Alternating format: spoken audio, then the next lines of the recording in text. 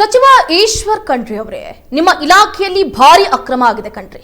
ನೋಡಿ, ಅರಣ್ಯ ಇಲಾಖೆಯ RFO ವರ್ಗಾವಣೆಯಲ್ಲಿ ಭಾರಿ ಮೋಸ ಆಗಿದೆ ಎನ್ನುವಂತಹ ಮಾಹಿತಿ ಲಭ್ಯ ಆಗ್ತಾ ಇದೆ. ರಜಾ ದಿನದಲ್ಲೇ RFO ವರ್ಗಾವಣೆ ಆದೇಶವನ್ನ ಹೊರಡಿಸಿದ್ದು ಯಾಕೆ?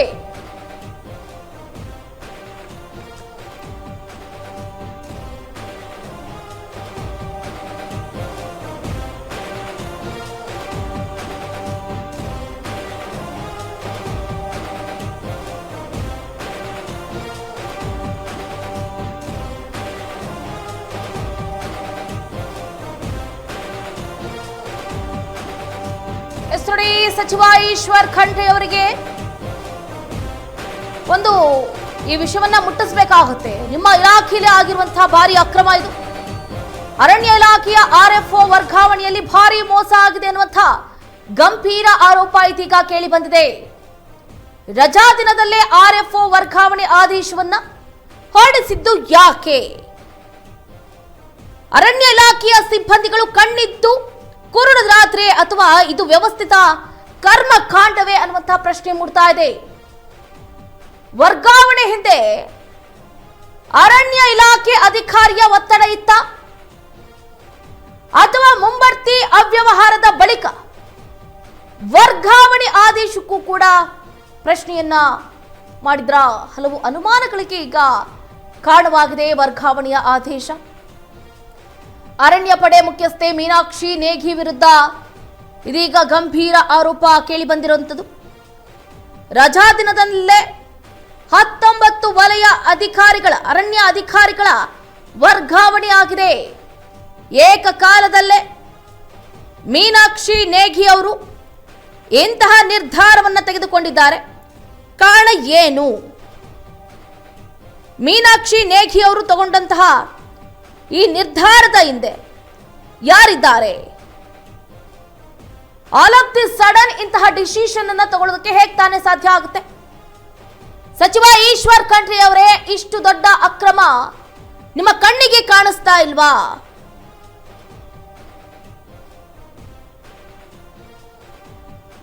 ನೋಡಿ, ಹಿಂದಿನ ಅಧಿಕಾರಿಗಳ ಪ್ರಯತ್ನದಿಂದ ಕರ್ನಾಟಕದಲ್ಲಿ ಅರಣ್ಯ ಸಂರಕ್ಷಣೆ ಆಗಿದ್ದು, ಈಗ ಹೊಸದಾಗಿ ಇಲಾಖೆಗೆ ಸೇರುವ ಅಧಿಕಾರಿಗಳು ಸವಾಲನ್ನ ಎದುರಿಸಿ ಅರಣ್ಯವನ್ನ ರಕ್ಷಿಸಬೇಕು.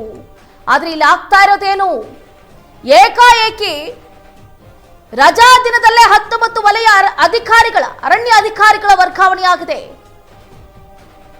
ಯಾರು ಪ್ರಶ್ನೆ ಮಾಡೋರಿಲ್ವಾ ಇದನ್ನ? ಅಥವಾ ಗೊತ್ತಿದ್ದು ನಮಗೆ ಯಾಕೆ ಅಂತ ಸೈಲೆಂಟ್ ಆಗಿ ಕೂತಿದ್ದಾರಾ?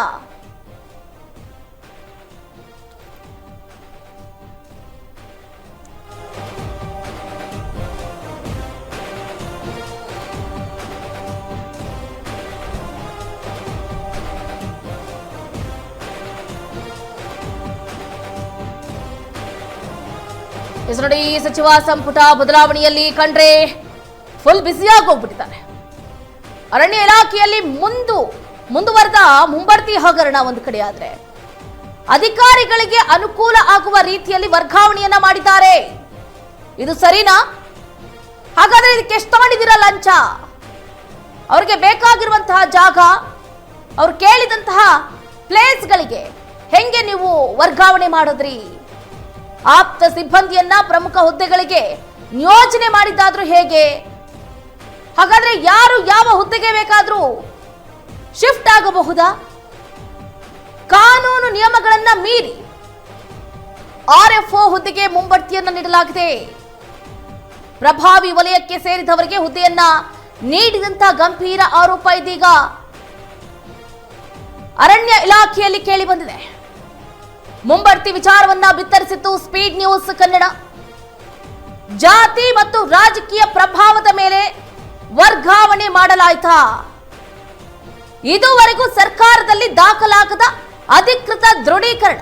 ನೋಡಿ, ಸ್ಪೀಡ್ ನ್ಯೂಸ್ ಕಣ್ಣಿಗೆ ಬಿದ್ದಿದ್ದು ಇದು. ಸ್ಪೀಡ್ ನ್ಯೂಸ್ ಏನಾದ್ರೂ ಇದರ ನಿಖರ ಸುದ್ದಿಯನ್ನ ಬಿತ್ತರಿಸಲಿಲ್ಲ ಅಂತಂದ್ರೆ ಇನ್ನು ಎಷ್ಟೆಷ್ಟೆಲ್ಲ ಹಗರಣ ಆಗಿರಬಹುದು, ಆಗ್ತಾ ಇತ್ತು ಅನ್ನೋದು ಕೂಡ ನಿಮ್ಮಲ್ಲಿ ನೀವೇ ಪ್ರಶ್ನೆ ಮಾಡ್ಕೋಬೇಕಾಗುತ್ತೆ. ಅಧಿಕಾರಿಗಳ ವರ್ಗಾವಣೆ ಕುರಿತು ಮಾಹಿತಿ ನೀಡುವಂತೆ ಆಗ್ರಹವನ್ನು ಕೂಡ ಮಾಡಲಾಗ್ತಾ ಇದೆ. ಅರಣ್ಯ ಸಿಬ್ಬಂದಿ ಸಂಘಟನೆಗಳಿಂದ ರಾಜ್ಯ ಸರ್ಕಾರಕ್ಕೆ ಮನವಿಯನ್ನ ಮಾಡಲಾಗ್ತಾ ಇದೆ. ಏಕಾಏಕಿ 19 ಅರಣ್ಯ ಅಧಿಕಾರಿಗಳ ವರ್ಗಾವಣೆ ಅಂತಂದ್ರೆ ಏನರ್ಥ? ನಿಮಗೆ ಬೇಕಾದಂತವರಿಗೆ, ನಿಮ್ಮ ಆಪ್ತರಿಗೆ ಅವರು ಕೇಳಿದಂತಹ ಸ್ಥಾನಮಾನವನ್ನ ಕೊಡೋದಕ್ಕೆ ನೀವು ಮುಂದಾಗ್ತೀರಿ ಅಂತಂದ್ರೆ ಸರ್ಕಾರ ಯಾಕಿರಬೇಕು? ಕಾನೂನು ಯಾಕಿರಬೇಕು? ಅರಣ್ಯ ಅಧಿಕಾರಿಗಳು ಈ ರೀತಿ ಕೆಲಸ ಮಾಡೋದು ಎಷ್ಟರ ಮಟ್ಟಿಗೆ ಸರಿ? ಈಶ್ವರ್ ಖಂಡ್ರೆ ಅವರ ಕಣ್ಣಿಗೆ ಅಥವಾ ಕಿವಿಗೆ ಬೀಳದೆ ಯಾವ ಕೆಲಸ ಕೂಡ ನಡೆಯೋದಕ್ಕೆ ಸಾಧ್ಯನೇ ಇಲ್ಲ. ಬಟ್ ಅವ್ರು ನೋಡಿ, ಇವತ್ತು ಸಚಿವ ಸಂಪುಟ ಸಭೆ ಅಂದ್ರೆ ಏನು, CLP ಸಭೆ ನಡೀತಾ ಇದೆ. ಅವರು ಅವರ ಸ್ಥಾನವನ್ನ ಭದ್ರ ಮಾಡ್ಕೊಳ್ಳೋದ್ರಲ್ಲಿ ಬ್ಯುಸಿ ಆಗಿದ್ದಾರೆ. ಇಲ್ಲಿ ಆಗ್ತಾ ಇರುವಂತಹ ಹಗರಣದ ಬಗ್ಗೆ ಕಿಂಚಿತ್ತೂ ಕೂಡ ಕಾಳಜಿಯನ್ನ ವಹಿಸ್ತಾ ಇಲ್ಲ. ಇಂತಹ ಅರಣ್ಯ ಅಧಿಕಾರಿಗಳು ಅಥವಾ ಇಂಥ ಅರಣ್ಯ ಇಲಾಖೆಯ ಸಚಿವರು ಇದ್ರೆ ಎಷ್ಟು, ಇಲ್ಲದೆ ಇದ್ರೆ ಎಷ್ಟು? ಜನರ ಬಾಳಿಗೆ ಬೆಳಕಾಗಬೇಕು. ಅರಣ್ಯವನ್ನ ಸಂರಕ್ಷಿಸುವಂತಹ ನಾಯಕರು ಬೇಕು ಅಂತ ನಾವು ನಿಮ್ಮನ್ನ ಆಯ್ಕೆ ಮಾಡ್ತೀವಿ. ಆದ್ರೆ ನೀವು ಸರ್ಕಾರದಿಂದ ನಿಮಗೆ ಸಂಬಳ ಬಂದ್ರೂ ಕೂಡ ಗಿಂಬಳಕ್ಕೆ ಕೈ ಚಾಚ್ತಾ ಇದ್ದೀರಿ. ನಿಮ್ಮಲ್ಲೇ ನೀವು ಪ್ರಶ್ನೆ ಮಾಡ್ಕೊಳ್ಳಿ, ಇದೆಷ್ಟು ಮಟ್ಟಿಗೆ ಸರಿ ಅಂತ.